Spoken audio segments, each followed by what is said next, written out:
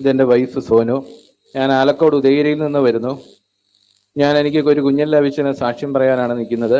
27 തവണ ഇവിടെ വന്ന് പ്രാർത്ഥിച്ച് ആണ് എൻ്റെ വിവാഹം നടന്നത്. ഇത്തിരി ഏജ് ആയി കഴിഞ്ഞപ്പോഴാണ് എൻ്റെ വിവാഹം നടന്നത്. വിവാഹം നടന്ന് 1 വർഷം കഴിഞ്ഞിട്ടും കുട്ടികൾ എനിക്ക് ഉണ്ടായിരുന്നില്ല. ഞാൻ അച്ഛൻ്റെ അടുത്ത് വന്ന് സ്ഥിരം എന്തെങ്കിലും പ്രശ്നം ഉണ്ടായാൽ പറയുമായിരുന്നു. അച്ഛൻ്റെ അടുത്ത് ഞാനും വൈഫും വന്ന് പ്രാർത്ഥിച്ചു, മുട്ടയെ നീന്തി. എൻ്റെ സഹോദരിയും ഞങ്ങളെല്ലാവരും വന്ന് സ്ഥിരം പ്രാർത്ഥിക്കുന്നതാണ്. അച്ഛൻ പ്രാർത്ഥിച്ച് പൊയ്ക്കോളാൻ പറഞ്ഞു.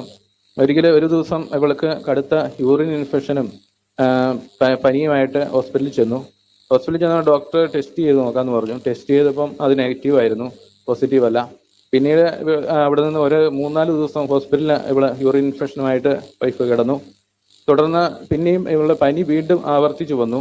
അപ്പോൾ വയറിന് എന്തൊക്കെയോ അസ്വസ്ഥതകളാണ് എന്ന് പറഞ്ഞു. ഇവൾക്ക് റെഗുലറായിട്ടാണ് പീരിയഡ്സ് ഉണ്ടായിരുന്നത്. അതുകൊണ്ട് അങ്ങനെ ഒരു പ്രശ്നം ഉണ്ടായിരുന്നു. ഞാനത് അച്ഛൻ്റെ അടുത്ത് വന്ന് പ്രാർത്ഥിച്ചതാണ്.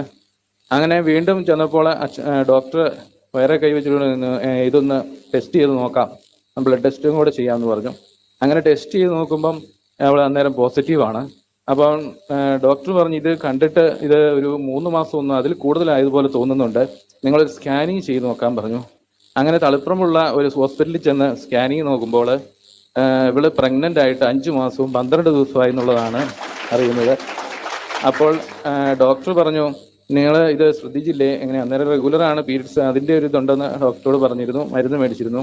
അപ്പോൾ ഡോക്ടർ പറഞ്ഞു 7-ാം മാസത്തെ സ്കാനിങ് കൂടെ കഴിയാതെ പറയാൻ പറ്റുമല്ല. അങ്ങനെ ഞാനും വൈഫും എൻ്റെ സഹോദരിയും കൂടെ അച്ഛൻ്റെ അടുത്ത് വന്നു. അച്ഛനോട് പറഞ്ഞു, ഇങ്ങനെ ഒരു സംഭവമുണ്ട്, കൊച്ചിൻ്റെ കാര്യം പറഞ്ഞു. അച്ഛാ, പിന്നെ 7-ാം മാസം സ്കാനിങ് കഴിയുമ്പോഴേ കൃത്യമായിട്ട് പറയാൻ പറ്റുള്ളൂ എന്ന് പറഞ്ഞു. ഡോക്ടർ പറഞ്ഞു. അച്ഛൻ പറഞ്ഞു, ഡോക്ടറാണോ തീരുമാനിക്കുന്നത്, കർത്താവല്ലേ തീരുമാനിക്കുന്നതെന്ന് ചോദിച്ചു. അങ്ങനെ 7-ാം മാസം സ്കാനിങ് കഴിഞ്ഞപ്പോൾ കുട്ടിക്ക് ഒരു കുഴപ്പമില്ല. ഇവൾക്ക് ചെറിയൊരു ഇതുള്ളൂ, ചെറിയ തൂക്കക്കുറവ് മാത്രമേ ഉള്ളൂ. അങ്ങനെ ഈശോ ഞങ്ങൾക്ക് ഈ കൊച്ചിനെ ജനുവരി 4-ന് ഞങ്ങൾക്ക് തന്നു. കരമടിച്ച് കർത്താവിന് നന്ദി പറയാം. പിന്നെ അമ്മ ത്രേസ്യയുടെയും പിന്നെ അമ്മ മാതാവിൻ്റെ അടുത്ത് വന്ന് ഞങ്ങൾ സ്ഥിരം പ്രാർത്ഥിക്കുന്നതാണ്. അതുകൊണ്ട് എൻ്റെ കൊച്ചിന് അമ്മ ത്രേസ്യയുടെയും പിന്നെ മാതാവിൻ്റെയും പേരാണ് തെരേസ മരിയ എന്നായിട്ടിരിക്കുന്നത്. കൈയടിച്ച് നമുക്ക് കർത്താവിന് നന്ദി പറയാം. പ്രിയപ്പെട്ടവരെ, എത്രാമത്തെ വയസ്സിലായിരുന്നു കല്യാണം? 30. ഓക്കെ, ശരി. അത് മാത്രമല്ല, ഒരിക്കൽ കൂടി ഉണ്ട്, ആദ്യം ദൈവം അനുഗ്രഹിക്കാൻ താമസിക്കുമ്പോഴും ഇപ്പോഴും എൻ്റെ വൈഫ് 2 മാസം ഗർഭിണിയാണ്.